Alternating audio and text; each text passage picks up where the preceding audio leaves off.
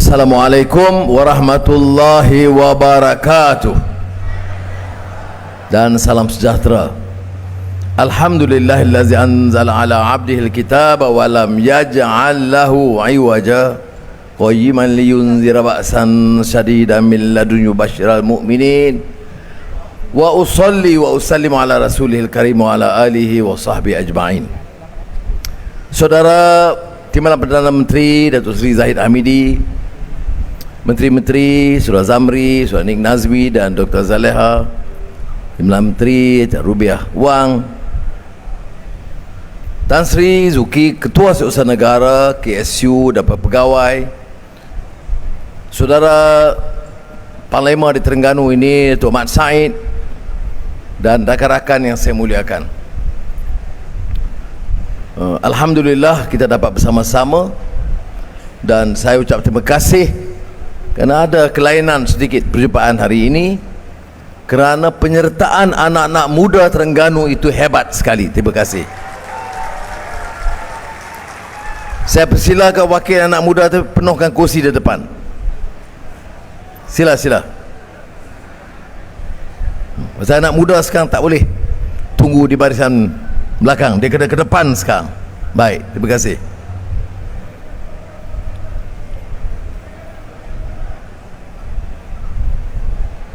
Ya.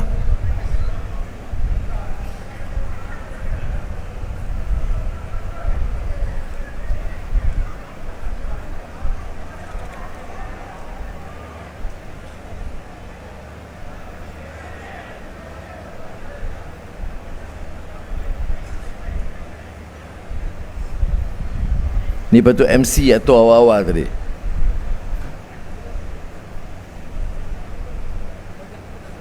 Baik. Jangan ambil tempat perlahan. Saya akan teruskan dengan ucapan.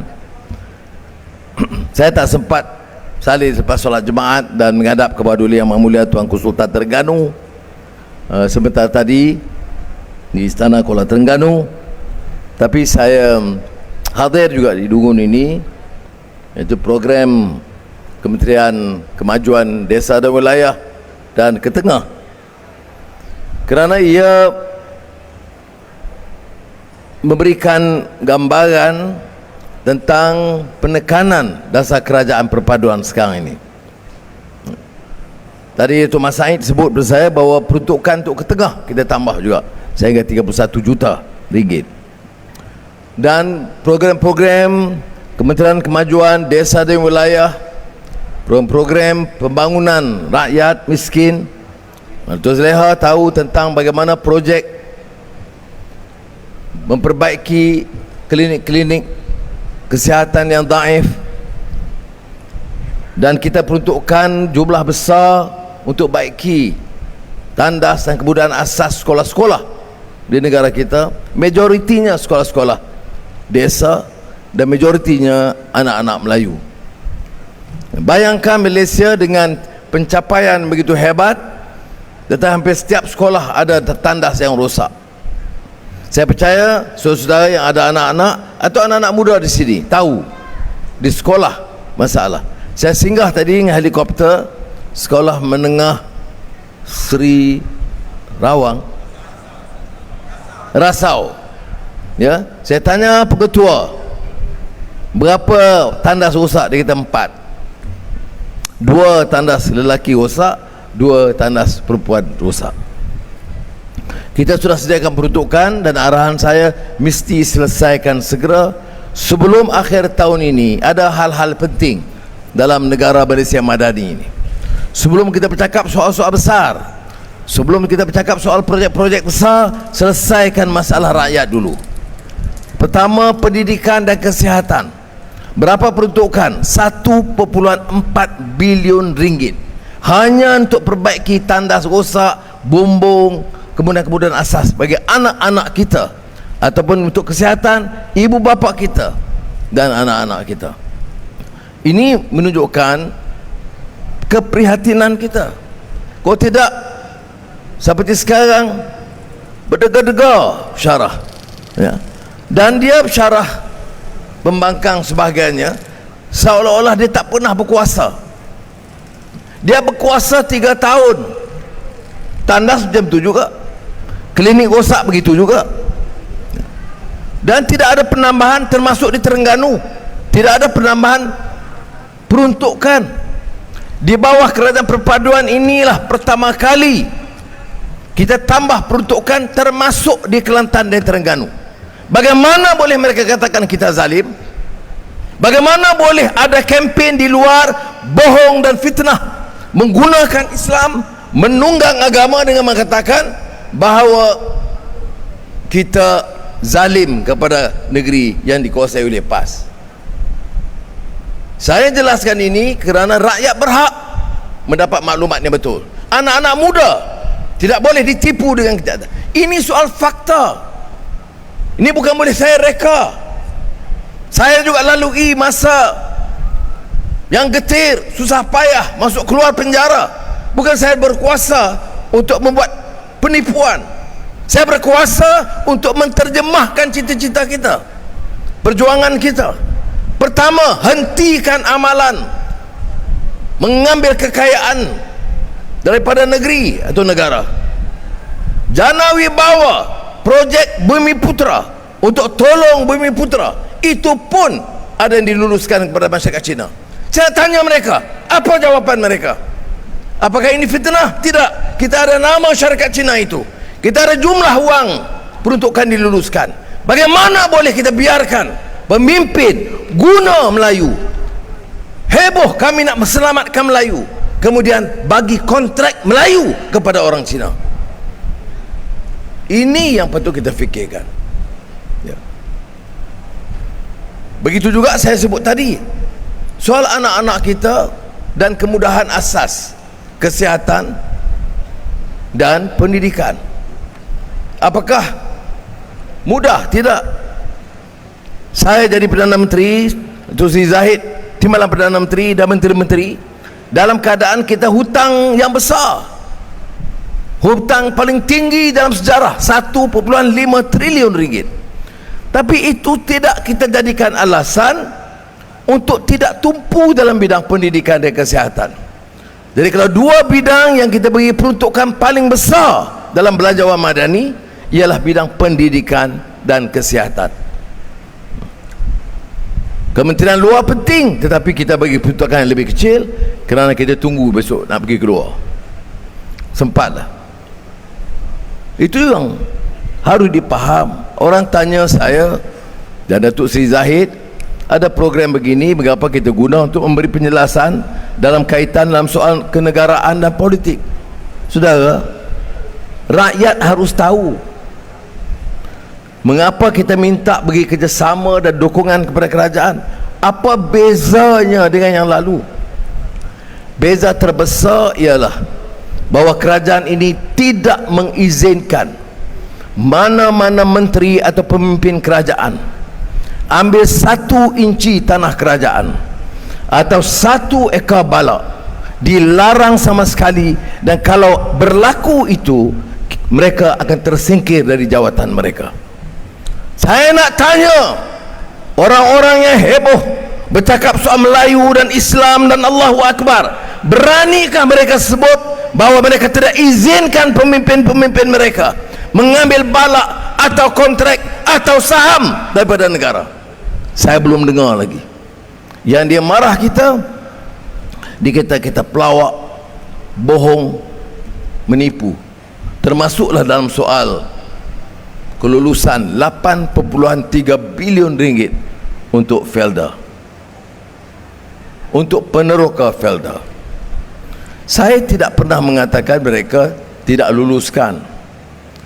Mereka luluskan, tetapi peruntukan keuangan tidak ada.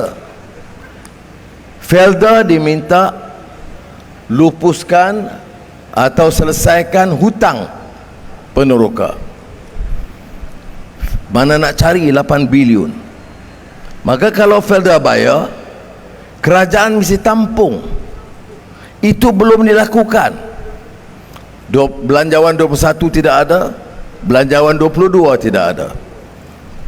Hanya bila kerajaan ambil alih oleh perpaduan, dan kebijaksanaan Datuk Seri Zahid Hamidi yang memikir masa depan bangsa dan negara, maka kita buat keputusan bawa ke Jemaah Menteri, luluskan peruntukan 83 bilion kepada Felda. Jadi mereka main istilah, dia kata bukan bagi kepada Penderoka, bagi kepada Felda. Tengok, itu yang dikatakan politik, ya, politik wayang. Ya, kalau kita tak luluskan kepada Felda, tahun ini hampir 1 bilion ringgit, 990 juta ringgit, maka Felda tak akan dapat beri khidmat kepada Penderoka, bajarnya, allowance mereka, kerana tidak ada penampungan peruntukan daripada kerajaan yang saya luluskan, tanda tangani pada 27 hari bulan Jun 2023. Ini saya nak jelaskan di antara fakta dengan penipuan. Saya dah beritahu dan saya telah edarkan surat yang saya tanda tangani itu kepada Felda. Jadi saudara-saudari, bila kita ambil keputusan dalam menentukan pimpinan negara, sama ada kerajaan, persekutuan atau negeri, hal-hal ini kita kena ambil tahu. Bukan soal orang jerit di dewan-dewan, saya akan selamatkan Melayu, Anwar akan jadi tali barut kepada DAP, ya. Kita nak tahu apa buktinya. Kita tanya, saya tanya di parlimen kepada ahli parlimen pembangkang, bila yang kita turunkan kelulusan peruntukan untuk projek-projek luar bandar dan desa dan untuk orang Melayu? Di mana kita khianat tentang bahasa? Di mana kita khianat Islam? Kenyataannya ialah bahawa peruntukan kepada JAKIM, bersekolah agama, kepada Mahat Tahfiz yang diuruskan sebahagiannya oleh Datuk Seri Zahid, itu lebih daripada masa mereka perintah dulu. Dan ahli-ahli Jemaah Menteri termasuk dari DAP tidak menentang. Dia tanya kadang-kadang perincian, tapi tidak pernah menentang penambahan peruntukan untuk majukan Islam. Dia terserah pada pemimpin. Dia kata dulu ada masalah, tanya siapa Perdana Menteri dulu. Hari ini dia kata dia rasa mereka akan menang 5 daripada 6 negeri. Saudara, itu tekaan dia. Masa dia bertanding di Pelangkawi, dia kata dia menang besar. Bila ada keputusan, dia hilang deposit.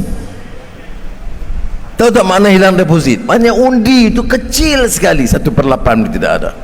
Dan sekarang dia kata kita akan menang, mereka akan menang 5 daripada 6. Belajar dari pengalaman dia, dia kata menang besar, dia hilang deposit. InsyaAllah kejutan akan berlaku dalam pilihan raya negeri kali ini.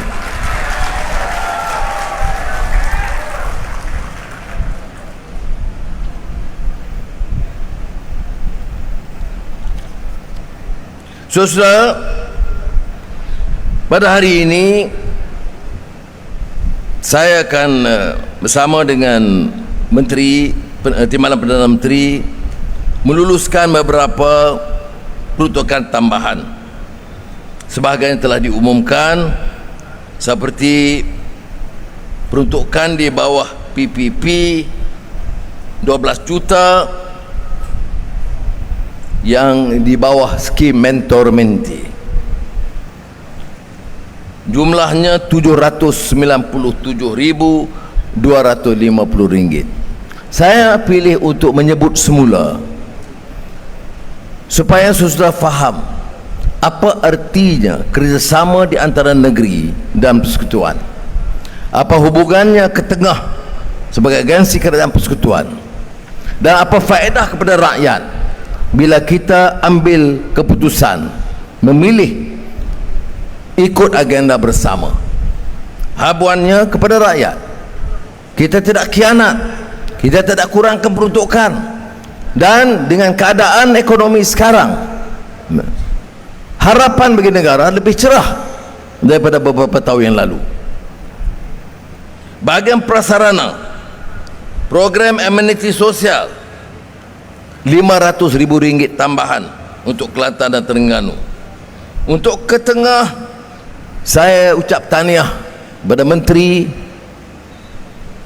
dan juga KSU dan pegawai-pegawai kerana memastikan projek inisiatif tambahan, program peningkatan pendapatan, program perumahan rakyat termiskin, program latihan kemahiran dan kerjaya yang tentunya akan memberi manfaat kepada anak-anak muda. Anak-anak muda kita ajak untuk bersama. Untuk apa? Sekarang menyatakan sokongan? Bukan. Kita ada Majlis Belia Malaysia, Majlis Belia Negeri dan kumpulan peserta-peserta muda dalam belia. Untuk apa? Kalau setakat beri sokongan tidak ada makna.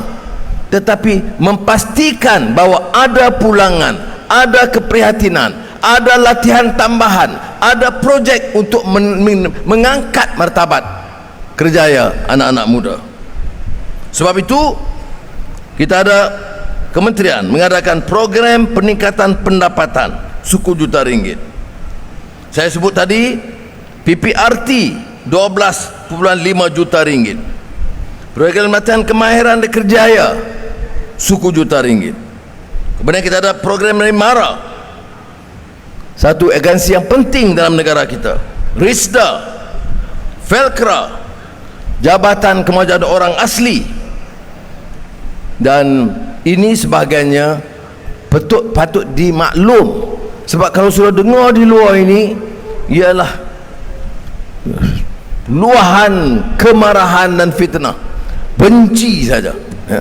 Kita dia ada ihsan dan kasih sayang. Dalam agenda madani ini dia tertera dengan maksud kemampanan.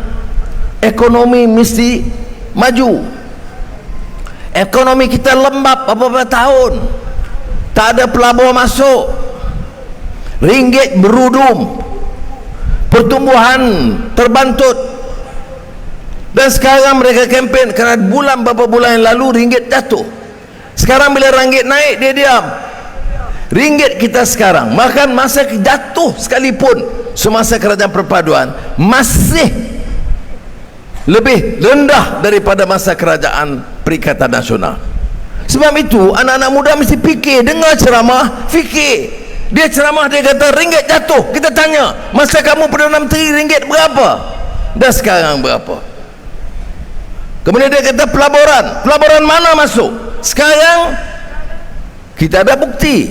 Sebab tu bila ada majlis-majlis, saya tunjukkan kepada awam. Itu style kita sekarang. Bila Elon Musk yang diburu oleh merata negara dan menteri-menteri dulu, dia berjalan belanja ratus ribu juta ringgit untuk pujuk Elon Musk, tak jumpa pun Elon Musk, pergi tempat Elon Musk. Tapi bila kita perintah dan kerajaan stabil, apa yang berlaku? Elon Musk minta nak bercakap dengan Perdana Menteri Malaysia, bukan kerana saya, tapi kerana kerajaan ini stabil, kerana keputusan dan kebijaksanaan Pakatan Harapan dan Barisan Nasional, terutamanya UMNO yang memilih untuk bekerjasama perkuatkan kerajaan perpaduan. Elon Musk minta. Siapa Elon Musk? Orang paling kaya di dunia. Dia minta nak telefon dengan Perdana Menteri Malaysia. Saya pilih ambil rakaman video conferencing. Apa keputusan dia? Tahun ini 2023 dia akan buka ibu pejabat di Cyberjaya. Elon Musk buka pejabat di Malaysia, di Cyberjaya. Dan minggu lalu dia kirim ketua pengurus dia, saya jumpa, kerana sibuk saya jumpa dalam 5 minit. Dia bagi tahu dia sudah pilih bangunan. Dia ada minta kalau boleh bulan September atau Oktober dia minta Perdana Menteri Malaysia rasmikan bangunan ibu pejabat Elon Musk atau Tesla di Sabah Jaya. Jadi ini bukan soal umum, siapa pun boleh umum. Kita bawa pelaburan 70 bilion, mana dia? Itu pengumuman. Minggu lalu Geely ini syarikat otomobil kereta terbesar di negara China dan di antara terbesar di dunia. Ingat, saya tak salah dia beli Lotus, Volvo, semua kepunyaan dia, dan kerjasama dengan Proton. Dia tulis surat 10 halaman. Minggu depan kalau Datuk Seri Zahid ingatkan, saya akan bentangkan di Jemaah Menteri. Geely tulis surat kepada saya dan maklum bahawa dia akan buka dan lancarkan Automobil City, kota pembangunan kenderaan terbesar di rantau ini di Tanjung Malim. Sudah, dia rancang dah 10 tahun. Dia tunggu kerajaan stabil. Jadi kalau orang tu cerca UMNO atau cerca Datuk Seri Zahid, jawab kepada mereka, kamu riuh rendah di kampung tapi tidak ada pembangunan. Datuk Seri Zahid ambil keputusan untuk bersama Geely sekarang datang dengan projek besar untuk beri ribuan anak muda kita pekerjaan. Dan saya akan pastikan, Mas Said cek betul-betul, saya nak pastikan anak-anak muda Terengganu yang layak akan dibawa juga ke Tanjung Malim untuk bersama menjayakan projek ini. Sebagai persiapan, kita akan pastikan Petronas ada projek latihan TVET di Batu Rakit, itu untuk oil and gas. Proton ada di Pekan, dan saya akan pastikan insya-Allah beritahu Proton dan Geely untuk ambil anak-anak Terengganu sebahagian untuk dilatih dalam bidang ini.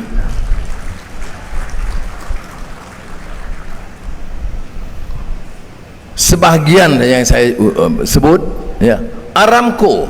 Anak-anak muda tahu Aramco ini syarikat minyak terbesar di dunia, di antara oil and gas company yang terbesar di dunia.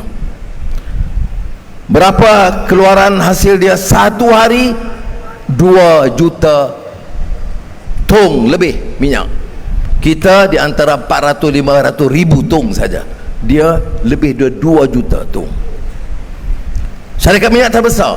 Dia jumpa saya bulan lalu, pengurusi, dia kata, Prime Minister, dia sebut Hadarat Rais Wizara yang terhormat Perdana Menteri, Aramco bersetuju untuk jadikan Malaysia hub atau pusat industri minyak gas di Asia Tenggara yang terbesar. Ini tak dapat dilakukan oleh pembangkang, tak buat. Dia dimulakan dulu di Pengerang semasa UMNO berkuasa. Masa itu Datuk Seri Najib Perdana Menteri. Kemudian setakat itu, sehinggalah sekarang 2023 ada keputusan baru untuk menambah lagi pelaburan di situ. Tuanku yang di-Pertuan Agong menunaikan haji, maka di Mekah Al-Mukarramah bertemu dengan Raja Muhammad bin Salman, putra Perdana Menteri dan orang yang menjalan kuasa di Arab Saudi. Putra diraja Muhammad bin Salman beritahu yang di-Pertuan Agong, minta sampaikan salam ke Perdana Menteri Anwar dan beritahu bahawa Arab Saudi bersetuju untuk jadikan Malaysia pusat pelaburan penting Arab Saudi di rantau ini.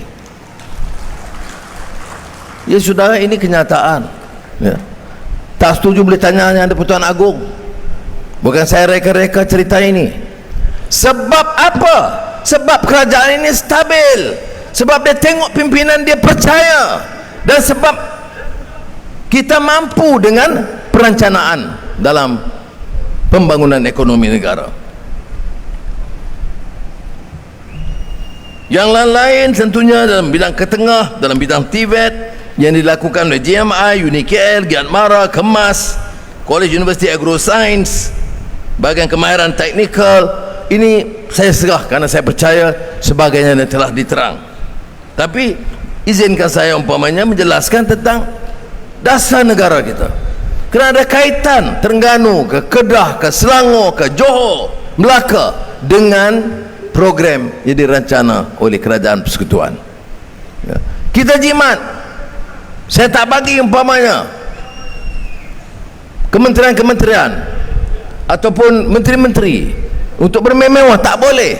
Gaji mereka dipotong 20%, sebab kita prihatin nak jaga khidmat rakyat. Ini orang yang dah riuh, dah berjuang untuk Melayu dan Islam ini, ada dia potong gaji?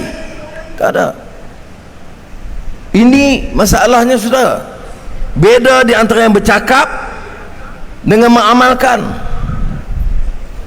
Jadi sebab itu saya minta saudara faham keperluan kita jaga kestabilan negara ini.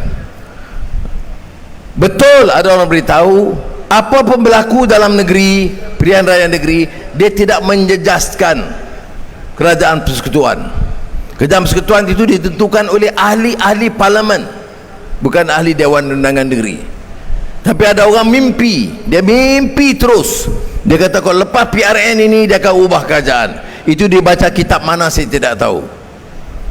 Kalau dia baca kitab Perlembagaan Malaysia, kuasa itu ada pada parlimen, dan kemudian dengan perkenan ke bawah duli Yang Maha Mulia Yang di-Pertuan Agong. Yang saudara tahu, kerajaan perpaduan ini diperkenan oleh Raja-Raja Melayu dan ke bawah duli Yang Maha Mulia Yang di-Pertuan Agong, yang menitahkan supaya ada kerajaan perpaduan. Jadi orang yang menentang kerajaan perpaduan ini nak cuba buat perubahan, saya tidak fikir mudah.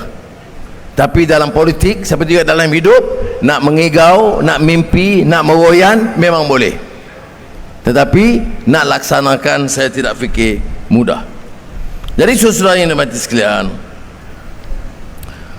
inilah isu kita bagi kalangan rakyat, terutama di desa. Kepada anak-anak muda saya katakan, pendedahan itu penting. Dengarlah, tidak salah, tetapi nilailah dengan baik, ya. Dan boleh nilai orang bila bercakap atas nama Melayu dan Islam, setengah ucapannya maki orang dan fitnah orang dan hukum orang. Dan saya tidak fikir ini suatu gejala positif dalam Islam. Memang betul kita dalam Islam ini minta apa? Untuk menegakkan yang ma'ruf dan menolak yang mungkar. Ta'muruna bil ma'ruf wa tanhauna 'anil munkar wa tu'minuna billah. Tapi menegak yang ma'ruf itu bukan maki hamun orang. Kita bawa alim ulama di Sri Perdana, mantan mufti Mesir Ali Jummah, Habib Omar dari Yaman. Baru-baru ini malam esok Syekh Umar Sulaiman, seorang pendakwah asal Palestin, dakwah yang banyak dukungan dari anak-anak muda. Minggu lalu Syekh Abdul Razak, seorang ulama besar yang mempunyai autoriti syarah hadis Sahih Bukhari dalam dunia sekarang, di antara yang paling mahir dan pakar untuk buat syarah Sahih Al-Bukhari, namanya Syekh Abu Bakar dari Kerala, India. Kita panggil orang-orang itu semua berceramah. Tak ada pula saya dengar maki amun, tidak nak hukum orang, tetapi memujuk, menarik bil hikmah wal mau'izatil hasanah wajadilhum billati hiya ahsan. Itu cara dakwah. mengingatkan kita, mendidik masyarakat. Saya nak tunjukkan khas kepada anak-anak muda, saudara-saudara, anak-anak yang dikasihi sekalian, selamatkan negara ini, selamatkan daripada kezaliman dan rasuah, selamat daripada fitnah dan caci maki, selamat dari perpecahan. Apa salah kami? Salah hanya kerana cuba menyatukan balik parti-parti Melayu yang tolak mereka, yang menitahkan agung dan raja-raja Melayu, dan hasilnya ada. Kita perintah, kita tak benarkan orang sakau. Kita perintah, kita tentukan projek rakyat bertambah. Kita perintah, projek pendidikan bertambah, projek Tibet bertambah, projek belia bertambah. Jadi kita nilai dari segi itu. Dan saudara, saya tidak main-main. Seperti mana saudara tahu, hidup saya lebih banyak derita. Tapi bukan apa makna kalau saya dizalimi kemudian boleh jadi Perdana Menteri zalim orang. Derita itu ujian daripada Allah SWT, dan bagi saya ada hikmahnya. Rasulullah SAW pernah ditanya oleh para sahabat, ayun nasu asyaddu bala'ah, di kalangan manusia ini siapa yang paling banyak menerima ujian itu, bala, penyiksaan. Kita ingat kita susah, miskin, dibuang kerja, dipinggirkan, dihina, ramai yang begitu. Atau masuk keluar penjara, ada yang dibunuh. Tapi jawab Nabi Muhammad SAW di soal, ingat soalnya, ayyun nas, di antara manusia, asyaddu bala'an, mana yang paling kuat, keras menimpa ujian. Rasulullah jawab, al-anbiya'u thummal amthalu fal amthal. Yang paling banyak itu para nabi, bukan kita, dan orang-orang yang mengikut misal nabi. Kemudian orang-orang yang ikut misal para sahabat dan tabi'in ila yaumiddin. Kita ni di mana? Ini dicerok dan tahu mana hujung ke mana. Ya. Jadi jangan kita fikir ujian yang kita berat. Saya diperingatkan oleh ulama yang bukan dendam, bukan bengis, bukan maki orang, tapi nasihat dengan baik.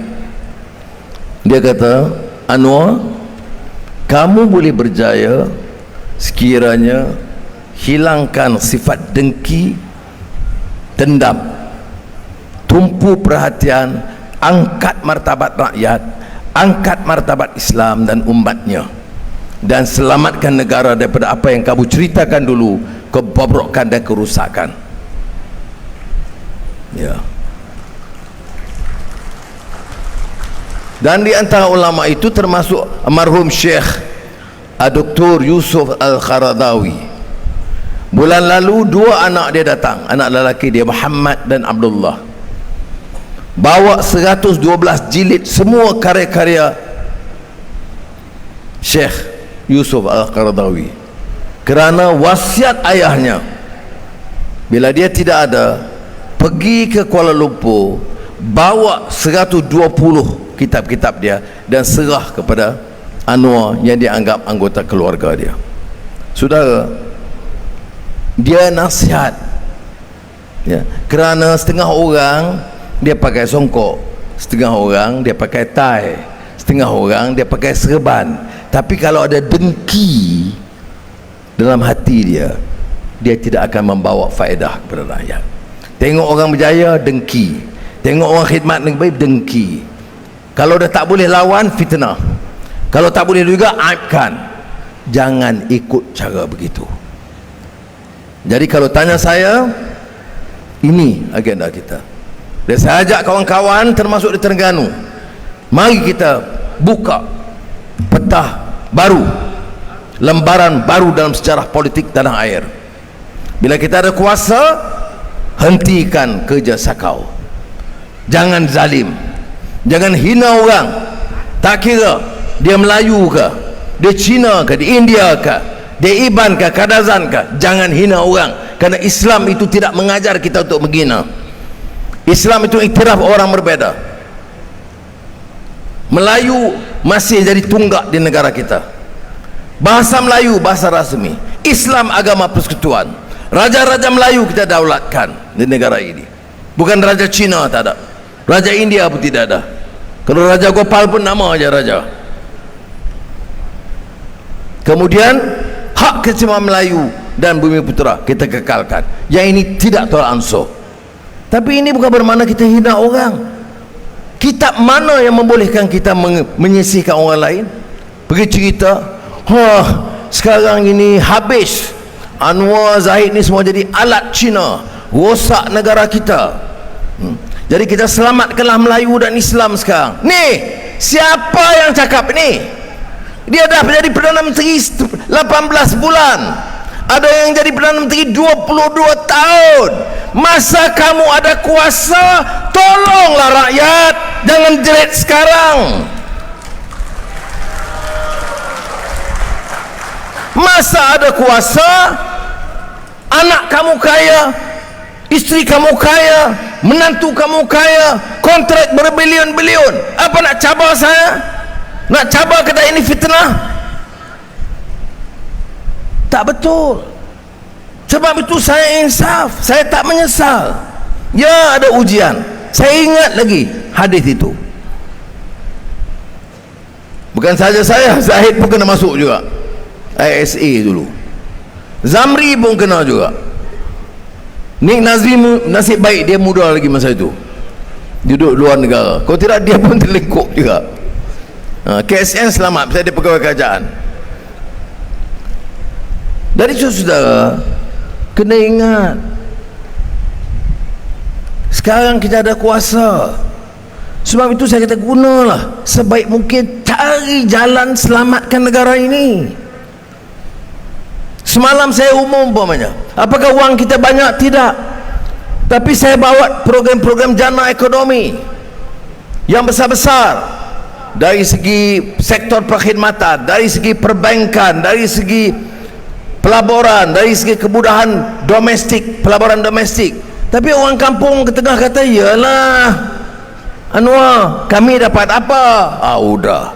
Saya fikir juga. Sebab itu saya kata, belia dah bagi 200. Ada terima tak belia? Baik. Yang lain kena tunggu belanjawan dan tahun depan. Ya. Jadi orang bersara, penjawat awam. Ini gaji penjawat awam, ini termasuk pegawai ketengah Mak Sain, itu rendah. Saya terima kenyataan itu. Apa nak salah saya? Saya bawa Perdana Menteri 8 bulan. Yang kamu jaga Perdana Menteri 22 tahun, kamu tak fikir ini. Jadi saya kata, dah 10 tahun masuk 12 tahun tak kaji menyeluruh. KSN kata kena buat jatuh kuasa persaraan ni, gaji perkhidmatan awam yang diperkusikan oleh Perdana Menteri. Saya setuju. Tapi jatuh kuasa tu nak kaji, dia ambil masa paling kurang 6 bulan dan mungkin lebih. Jadi sementara nak tunggu sampai tahun depan, bagaimana nasib pejabat awam? Jadi saya kata, dalam keadaan kekangan keuangan sekarang, semalam saya umumkan, saya bagi 300 ringgit tiap orang sekarang juga, ya, bagi yang pendapatan 100 ribu ke bawah. Jadi KSN tak dapat, KSU pun tak dapat. Nasib menteri lagi tak dapat, ya. Yang 100 ribu ringgit setahun ke bawah semua dapat 300 ringgit.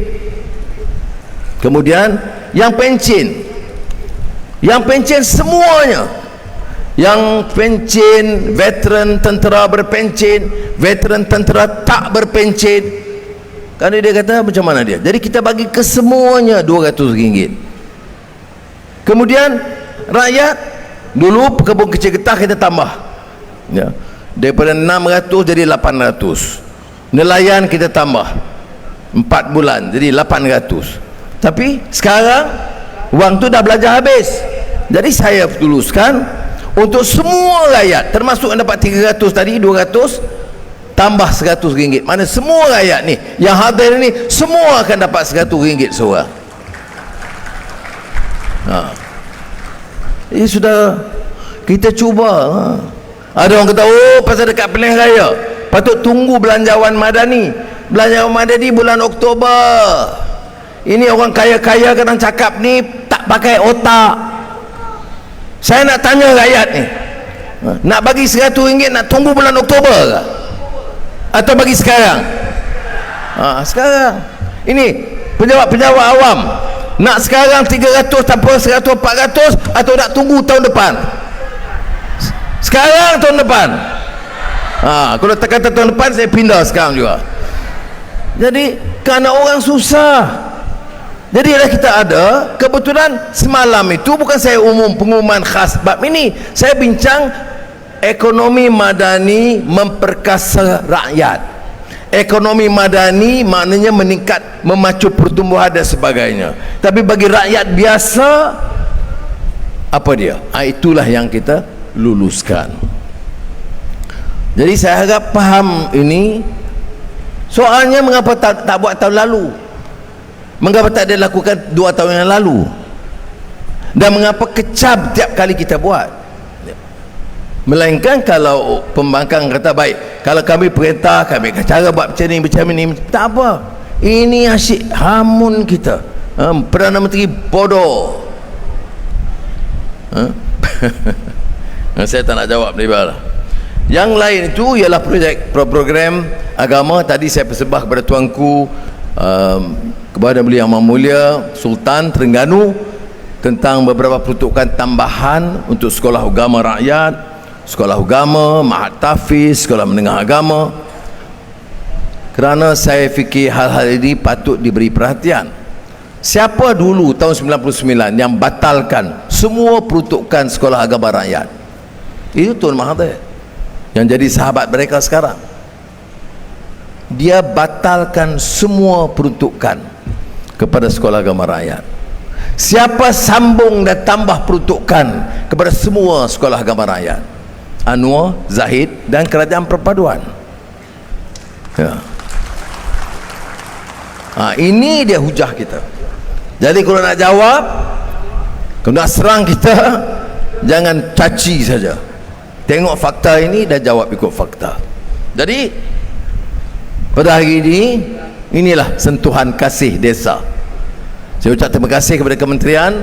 Ini kebetulan program akhir, kerana seperti mana kita tahu, kita akan hormat sebaik penamaan calon 29 hari bulan. Kerajaan-kerajaan negeri yang terlibat, yang juga jadi calon untuk kerajaan negeri, tidak dibenarkan menggunakan jentera kerajaan. Dan orang seperti saya untuk kerajaan persekutuan memang dibolehkan, tetapi kami akan kawal supaya tidak menjadikan acara menggunakan jentera berlebihan, supaya mematuhi peraturan dan menghormati etika pilihan raya. Jadi ini pada hari ini, kerana esok dah penamaan calon, ini program terakhir secara rasminya. Tetapi ada orang kata terakhir macam mana? Kalau untuk kerajaan Terengganu atau Selangor atau Pulau Pinang, ya terakhir lah, sebab kerajaan tu dah bubar. Tapi kerajaan persekutuan takkan ambil cuti sebulan.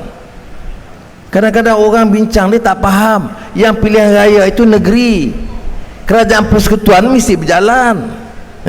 Minggu depan saya mesti ada mesyuarat dengan pelabur. Saya mesti mesyuarat mengenai Majlis Pelaburan Negara.